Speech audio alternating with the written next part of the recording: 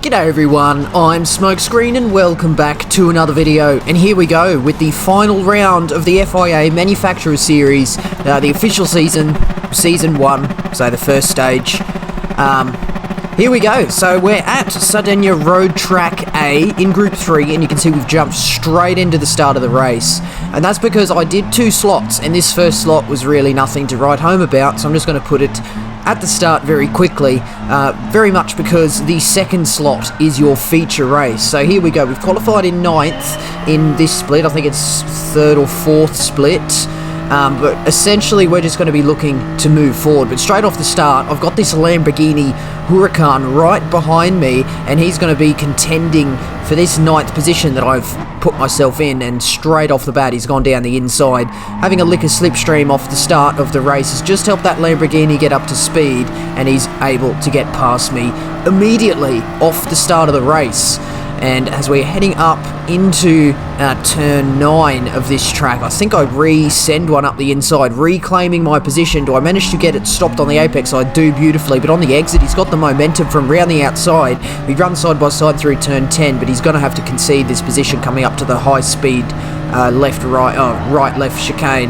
I guess it's technically a chicane, it's more so a right-hand corner entry into a fast left, isn't it? As demonstrated here very poorly by me, having dipped the right rear tyre on the grass on the entry to that fast left, and that Lamborghini re-overtakes me. I managed to hold this position all the way until lap 6, which was the pit stop phase, that my pit stop window opened up, as they would normally say in F1. We don't really say that here, do we? But I make a mistake by going over to the left, and I did not realise these two cars were, you know, just absolutely sailing up the straight.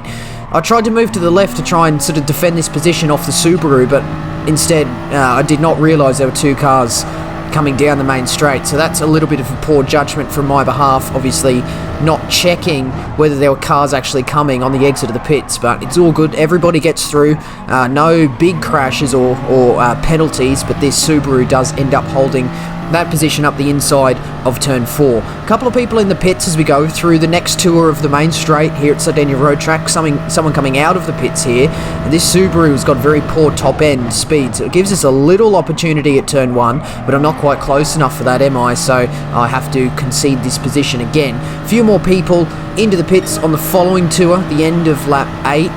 Under lap 9, setting my fastest lap so far, to be expected on the soft tyre, and heading into turn 1. Hayate Lily in the Lamborghini runs very deep and runs 2 wheels on the gravel on the exit. I think that gives us an opportunity there, and we managed to get past. I thought they were going to slam back to the left, try to overcorrect, but thankfully that didn't happen. Eventually we caught up to this Subaru, close enough to almost look for a move, but unfortunately there was just an Alfa Romeo right where I wanted to put my car, so I wasn't able to get that move done on the Subaru, and I ended up giving him a bump. I of course let him keep that position. Coming at the end of lap 10, he dips 2 wheels, his 2 left wheels on the grass on the entry to turn 15, and it gives him a poor run down onto this flat out section of the main straight, and I managed to get this move done. I move left because I've also got another car following me through, and I want to be able to keep this position, and I successfully do so with a little bit of a tap, however, but I managed to get some extra rotation at the top part of the corner to save me. Caught up to this Alfa Romeo, that was always going to happen given the poor top end of this car, and we managed to hold this position round the outside, just about get onto the power, once again getting some extra rotation just to help this Supra get around the corner. This is the end of the race. I managed to get this move done. I was very happy with that move, just sweeping across the back of the Lexus for 9th, and we managed to get up the inside at the second to last corner. It's the last real meaningful corner. Having to drop to first gear for that launch, I think the Lamborghini hit the barrier on the exit there, but we managed to come through there and just about hold that position. That Lexus was not quite able to get me back. So we end up in 9th, so where we qualified. Really nothing to write home about. I think, I honestly can't really tell you what was wrong with that race. I think I was just off the pace. I think that's all it was. We managed to bring home 181 points, which is not good enough. I need more than that, because I'm trying to get a top 10 for Toyota, which I'm doing pretty handily at the moment, but I need to be able to score big points in order to really consolidate myself in the top 10. But this is it. This is the main race, and we find ourselves up near the top of our split, so we can expect to be near the front. Generally, in my experience, I find this ranking on the screen right now to be actually fairly accurate. If I'm ranked near the front, I can generally qualify there. If I'm ranked at the back, I do struggle to get, in the top 10. So it kind of works out well. But we're going to show the qualifying. It's just going to be an as standard video now with that first slot out of the way. We come out of the pits and we're just going to be looking for some room on the out lap. You can go for slipstream, but I generally find myself not to go so well with the slipstream in qualifying, so I'm going to be a little bit way back of this Subaru, because if I can catch up to it during the lap, that does me a lot better than trying to get myself in it. I find myself always ending up catching the person I'm slipstreaming on my qualifying lap, and that of course is not what you want. So here we go. This is Sardinia Road Track A, the longest variation of the Sardinia Road Track. I do 2 qualifying laps, so I will take you through a track guide on the next lap. But yes, this one's actually a decent track, to be honest. 5.1 kilometers, and I think it's my favourite of the Sardinia Road Track combinations, or layout, sorry, favourite layout. It's got this nice street circuit section around sort of country roads in the sort of, I don't know, fields in Sardinia, around the farms. There's windmills there. It's near where the rally Sardinia Windmills track is, the rally track, and yeah, obviously this is the road course. I like this street circuit section. It offers a good challenge, and then this fast left, you've got to try and keep the car balanced and not oversteering or understeering through there. You've got to make sure you're carrying a lot of speed as well. And then this final corner is really a tight corner, and you've got this barrier that sticks out on the exit, and we had a car ghosted. That's not really a pinch point of the track, that's more just a pinch point of that lap. But here we go, 40.0. Let's do a track guide of the things I look out for on the right-hand side. It's the 100-meter board. You can brake on the curb. A lot of people like to do that, but I don't. I find myself getting too unstable, as I do on the exit there. Turn 2 and 3 is flat out when you get it correct, and then coming up towards the flip-flop chicane, I like to call it, looking on the right-hand side just as the grass turns to the gravel trap, and then keep it not over to the left to get a nice wide entry for this right-hand portion, getting onto the power as smoothly as I possibly can. And then coming up towards this very difficult left-hander, looking on the right-hand side just before the second PlayStation billboard on the right-hand side, and then get onto the power gently. Very easy to understeer into the wall as that corner sort of carries on for quite a while. Heading up the hill through turn 7 and turn 8, easy flat, and we're going to be looking for the braking point for turn 9. On the right hand side, you've got brake boards. It's just before the 100 meter board, maybe 15 meters before it. You've got to make sure you get nice and tight to that apex and try and keep the Supra in the power band. And then coming up through this top section, it's all flat out up to here, up until the left-hand corner. It's flat out through here, looking on the right-hand side, just before the blue sort of crash barrier on the right-hand side. Down 1 gear, dab of the brake and chuck it in. And then for the final turn, just before the 100-meter board, slightly closer to the 100-meter board than you do for the braking point for turn 9, but not after it. If you brake after that 100-meter board, you're going deep. I said that was a final corner. This is actually the final corner, a flat-out right-hander. It is easy flat on your own, but if you've got slipstream with a little bit of tyre wear, you're going to struggle with understeer. But we eventually come across the line with a 139.9. I wanted a 139 qualifying time because I knew I could do it. So at the end of the day, the fact that I was able to do that on my second lap just goes to show there's some time left on the table in the tyre wear. But we go to the end of the qualifying session, and that eventually puts us in 4th, so that puts us in a very decent position for this race. But as always, for now, let's just enjoy the Manufacturers Series introduction.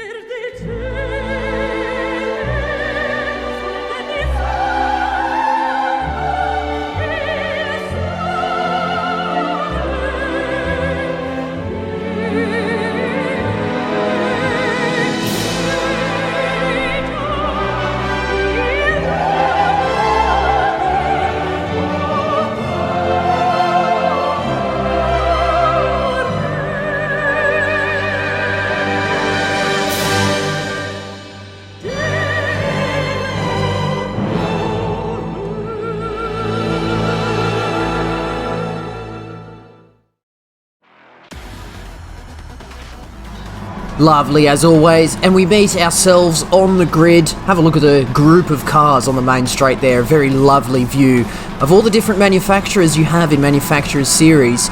So we're going to be following the course of Hayate Lily here, and flat out perform. He becomes a very key character in this race today, and we've got Numu in the Aston Martin in third, and then you've got myself, R4M underscore smokescreen, R4 meters underscore smokescreen, hashtag if you know, you know. But here we go on the start of the grid now. We're going to be focusing on this race up the front. So this race is, we'll talk about the strategy briefly. You've got the soft and the medium tyre available to you, and it's a one-stop. You've got to use both sets of tyres, so you can choose to start on the soft and go over to the medium, or you can start on the medium and go over to the soft. There's pros and cons of doing each. I personally felt more comfortable starting on the soft and moving to the medium with the lighter fuel on the medium stint, so that's what I decided to do. But a lot of people like to use the soft tyres later in the race with the lighter fuel load, regardless of where they qualify. So you know, you can do a little bit, there's a little bit of variation there with the strategy, but, you know, I was just doing what I felt was most comfortable for me, and that was the soft to medium strategy, and we'll see how that works out for me. But you can see at the start of this race, the four of us up ahead have immediately gapped the rest of the field. So Ridgebacks 1 is the pioneer in the second group of this battle pack here. So basically we've run away with it already. We're just going to be focusing on trying to get through this lap 1 cleanly. There's a little bit of sort of switching back and forth. We send it up the inside of the Aston Martin, who I felt braked a little bit early, evident by the fact that I was able to get up the inside quite cleanly. There is, of course, the potential he's on the medium tyres right now, so he may not have the braking performance to the max, but we managed to get ourselves up into the podium position. We have to turn out of the high-speed left so we don't hit the inside barrier. But we're firmly in the slipstream of the Lamborghini, which is a very good car, down the straight, and it's also got the slipstream off the back of the Chevrolet, which is also another very good car down the straight. We both get oversteer on the exit, myself and the Lamborghini, but I managed to just get the overlap here. And look at this, side by side through turn 15. My goodness, it takes two very compliant drivers to get that done, and we were understeering, but thankfully you've got the extra tarmac from the C layout to sort of catch the car as it understeers out of turn 15. And we managed to get ourselves up into second at the start of this race, so that's very good. And if you might have just caught a glimpse on the radar of the two cars behind fighting for position behind me, and that's just dropped and opened that gap to about 6/10 at the moment. I've still got the slipstream of flat out perform in the Chevrolet up ahead, and we're coming up to a straight flat out section of this lap. So if I can get a little bit closer to flat out perform, which we indeed actually did as we skipped ahead, so evidently nothing much happened. I caught up to the back of the Chevrolet here, as you can see down the straight, less than 3/10, so coming up towards turn 1, which is a very good overtaking opportunity. I have a look down the inside here, and we've got a nice gap to behind, so I figure at this point I might as well go for it, because there's a nice buffer behind. We can afford to lose a little bit of time here, and we managed to get that move very cleanly done. We skip ahead to the end of lap 4, where we managed to hold off the Chevrolet for a lap or so, and coming up towards the final turn, once again this understeery right-hander, the Chevrolet actually gets a much better run. Have a look down in that radar. He's in my slipstream, and he's going to pull out to the right as I've defended to the left to try and keep this position. Still a very healthy gap behind, so we can kind of afford to squabble for a little bit, but not too much. But I managed to defend this position up the inside around turn 1, and that's a spot where I felt the Supra was very good. You know, I was always able to get a move up the inside or around the outside depending on what I needed, but I was always successful in any attempt at a move at turn 1, a defense for that matter as well, to be honest, provided they haven't got the move already done down the straight. So we defended that on the last lap, so we're going to skip ahead another lap where the Chevrolet is going to have another go. He's got a good run on me this time, a lot of speed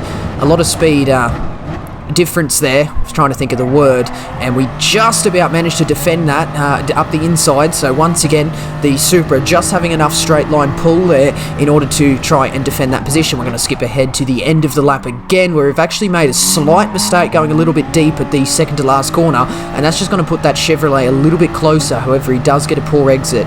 He is going to have the slipstream, however, and he's 6/10 behind. That's a fairly good distance. He's going to get a nice strong toe. I'm not sure if it's going to be close enough to get the move done at the first corner, although it is closing in quite quickly, and I've just now noticed that the cars behind him, Numu and such, are much closer this time, so we can't really afford to be squabbling as much as we were at the start of this race. However, I do at this point want to be ahead. You can see my lap times there in the 140s and a 141.1 as the tyres are beginning to go off. But I felt as though I was definitely in my best rhythm when I was, you know, on my own in clear air. He goes for this move here. Man, what a stupid move that is. Just completely goes for the move that wasn't there at a corner where you wouldn't really traditionally get a move unless you've hung it around the outside of the previous corner. So I was not happy with that. I'm going to be flashing him quite aggressively here. You know, some people won't like that, but I don't really like getting pushed out of the way for position here, and that's just really frustrating because I felt as though I was much better in clear air, and now I've got the slipstream and I don't really sort of deserve to be in it, if you sort of understand what I mean. But he has that position there, so I'm going to be looking to get this move back on him as close as possible, or as quick as possible, as soon as possible, ASAP, and that is going to be done by just making sure we've got the slipstream, and we know how good this Supra is at turn 1, so I should be able to get a good turn 1, provided I can get close enough. Just flashing the living daylights out of him, just to try and pressure him into a mistake. He hasn't done so yet, maybe half a car width wide of the apex there, but that's nothing major at all. He actually gets a very good exit out of that corner there, and that's kind of to be expected. The Supra struggled out of that corner because it was just below where the power band in second gear is, so you can choose first, but there's just so much wheel spin and oversteer in first gear in this car. You really want second on the exit of the corner, so it's very difficult, but thankfully we do have the slipstream. Still flashing him, looking up the inside, but he does a slight jink in the braking zone and he ends up running deep, so I managed to have a look around the outside of turn 2, gives us the inside for turn 3, it's going to be the inside for turn 4 as well, but if you can hang it around the outside, he might get that move done up the inside of turn 5 as he did on a previous lap. But here we go, we managed to get this position up here. I'm further to the right than I normally would like, but he's just gone for this move again, so I've now got myself susceptible to Numu. I've given him the right hand side, which is the outside for the following corner. Gives me a bump halfway along the straight, just to, I don't know what that was, but I just about managed to keep that nice and tight at turn 6 in order to keep this position off Numu. So once again, I'm going to get into the slipstream to flat out perform in this Chevrolet. I've kind of decided at this point that I need to beat this guy because he doesn't really deserve to be ahead of me if that's how he's going to do it. I look up the inside. I've given him a little bump into turn 9, but he manages to keep that position, thankfully. That was a redressable incident there, but no redress needed. Numu's still, you know, right behind me in a prime position to be sort of catching up any positions that may become you know, available out of this battle for first here. But you can see this race is sort of hotting up quite quickly, and now it's at this point where the tyre wear also is beginning to come in. You can see very squirrely on the exit of the second to last corner, but I'm now closer to the Chevrolet than the Aston Martin is to me, so I should be getting a stronger toe off the back of Flat Out Perform than Numu is off the back of me, so that should just about, you know, be able to that should just about allow me to be able to keep this position for second and not have to worry too much about the Aston Martin behind. But we managed to go around the outside of turn 1, or looking around the outside. We don't manage to keep it there, so I've actually told you a lie, haven't you? I've said I was always able to get the moves I needed at turn 1, but that was evidently not the case here. We go into the pits at the end of lap 9. There's a little moment of indecision there. I almost turned out of it, but the pit wall probably would have caught me, so I'm glad I went in. And this is the point of the race where I went in on my practice races, so, you know, I was at the level of tyre wear that I've been practiced, or, you know, well practiced on. I don't want to sort of then exceed the level of tyre wear I'm used to and then make a mistake. So we pit on the end of lap 9. I obviously, you know, that moment of indecision for the pit was because I wanted to try and split myself and Flat Out Perform, but, you know, I kind of figured he would probably get the undercut on me coming in and having the fresh tyres for an extra lap compared to me. So, you know, I think it was the right decision to go in at the same time as him. So this is the end of the outlap. It was really status quo for the outlap as our tyres are coming up to temperature. You know, no need to be going for silly moves while your tyres are cold, so you won't have the grip you expect, but he's sort of weaving all over the straight. I don't really have too big of an issue with that, as long as he doesn't weave when I get to him, and he actually doesn't. He commits to his line around the inside, but I just about managed to hang it around the outside this time. Bit of oversteer, so the tyre's still coming up to temperature, and I've nudged Flat Out Perform there, and he's just about been able to hold that. That was my bad. That really... apologies from me, obviously. The tyre's still coming up to temperature. It is the medium compound now, so not as much grip on offer compared to the softs, but you know, we continue on. All the same, Numu's still in prime position to be picking up any positions that may fall out of this battle, so we do have to keep an eye on him. But once again, still, you know, under the rear wing of Flat Out Perform, we're going to be doing our absolute best to try and get this position done. Flashing him up this straight, I have not forgotten about those two dodgy moves. Filling his mirror, as you can see, I'm switching left, switching right, flashing my headlights to try and throw him off into an error. He goes defensive. I've obviously made my intentions clear that I'm the aggressor in this situation, and he manages to defend that position quite beautifully, if I do say so myself. So I think he knows how to race. I think he was just frustrated that he kind of got stuck behind me at the start of the race and sort of, you know, went for those couple of aggressive moves at turn 5 that weren't really on, but you know, it's all good. As long as we can beat him cleanly out on the track, I think that's the best way to show someone up in this situation. Beautiful second to last corner there.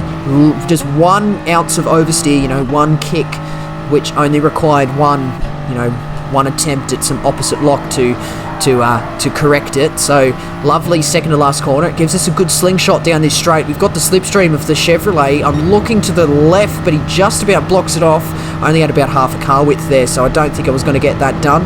Run into the back of him, so I look around the racing line at turn 1. He's wide off the apex. Gives me a little look in around the outside of turn 2, but he's got the inside, so I'm not quite able to get that move done. So coming up into this flip-flop chicane, a couple more flashes of the headlights just to warn him that, you know, I have not forgotten, I still don't like you, so I'm going to be looking to get a very good exit here, which I think I do, although I think the Chevrolet gets a slightly better one. Couple more flashes of the headlights. I'm not letting this position get out of my reach. So around turn 6, trying to get onto the power, going to make sure I don't understeer there. I just about nick the grass, which is like, you know, half a meter before the barrier. I do have to be very careful not to hit the barrier. That will ruin all momentum up this straight. I've got the slipstream coming up towards turn 9. He defends it late, so I have to look around the outside, and I end up missing my braking point. I slide very deep into the corner. It just allows Numu through as well, and there's another position right behind me, Hayate Lily in that Lamborghini. He's ready to pick up any pieces too, so I've made that error. That was once again me. I was just too busy focusing on Flat Out Perform, and I missed my braking point. I actually had a stab at the brake early and got back on the power and then ended up missing it, so a little bit awkward there. Thought Lily was going to go for the move there, but he stays behind. So thank you very much for that. Got the slipstream off the back of Numu, but that Aston Martin has got a V12 monster under the bonnet there. He's going to be able to keep this position quite easily. As you can see, he pulls out around the outside, look around the outside of the Chevrolet, and I've still got Lily right in my slipstream, so I do have to be careful when I move over to the right that he's not close enough to make that move. I send it down the inside and just about get that move done off the Aston Martin. A very strong move indeed. Perhaps just slightly overstepping the limits of what is allowed, seeing as I did run into the back of Flat Out Perform. But the move is done. I think I am faster than Numu. Not that that's an excuse. A little bit of a dodgy move, but I think, you know, we're all in position still. Numu is still just in third, just behind me, and we're kind of back, as it were, if I did not make a mistake. And, you know, Numu was not run out of track. I think I was going to make the apex if Flat Out Perform was not there to stop me anyway, so I think that was just about fine. But coming up the hill, Flat Out Perform critically does not defend it. He gives me the inside for turn 8 and therefore turn 9, 2 consecutive left-handers. However, one of them is flat out. As long as we don't run deep, we should be able to keep this position. We hit that apex beautifully and get onto the power as aggressively as we possibly can in this car with the level of oversteer that it has. We're coming up to 2 laps to go, and I've finally got myself up into the lead. So what's looking in this race is that a race victory is on. I'm going to make sure I don't run too wide. I think I just about kept one wheel on the curb there, just avoiding that dirty tyre mechanic, and the Chevrolet runs in very deep to the second to last corner. I just give him a bump as I swipe across the back of him trying to get the cut back, so it gives him a good run down this straight. Side by side, coming up towards turn 15. Can we get this done with all this tyre wear on the mediums now?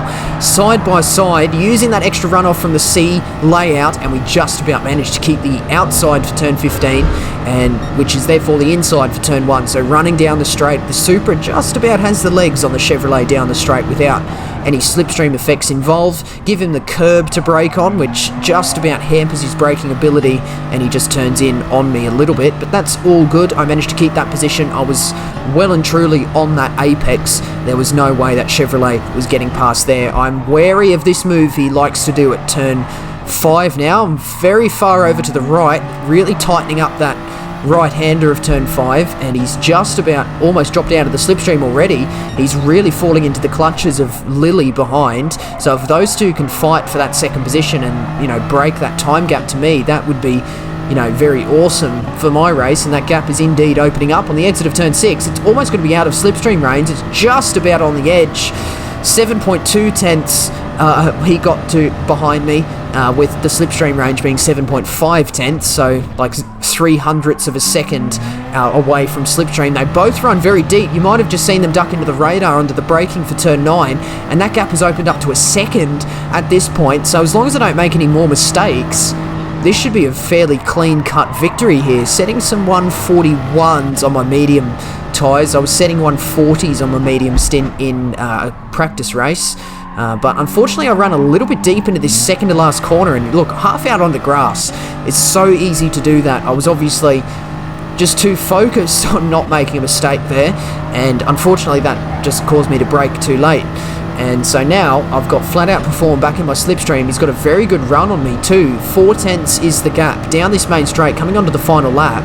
I've just got to make sure I can remain calm, got to make sure that I don't make a mistake, and I can just got to make sure that I'm able to defend this position, which I successfully do. Up the inside of turn 1, don't touch the gravel on the exit, flat out through turn 2 and turn 3. He's going to have the slipstream off this little bit of a straight for the flip-flop chicane. I know he likes to do this dodgy move at turn 5, so I'm just going to have to be wary of that. However, I don't think he's quite close enough this time, and indeed he was not.